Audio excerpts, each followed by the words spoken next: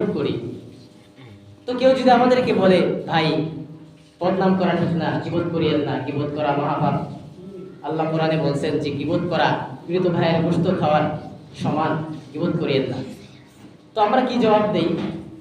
আমরা জবাব দেই যে ভাই গীবত না, এটা গীবত না, সত্যি সে এমন, তার মধ্যে সত্যিই দোষটা আছে, আপনি খোঁজ নিয়ে দেখেন, আমি কোনো উল্টাপাল্টা কথা বলি না, সত্যি তার মধ্যে এটা আছে, সেই জন্য আমি বলতেছি। তো এটাই সাধারণত আমরা বলি।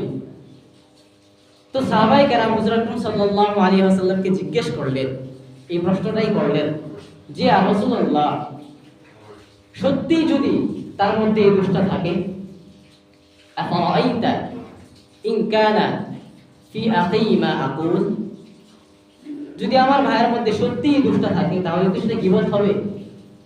তো হুজুর আকরাম সাল্লাল্লাহু আলাইহি ওয়াসাল্লাম জবাবে বললেন, হ্যাঁ।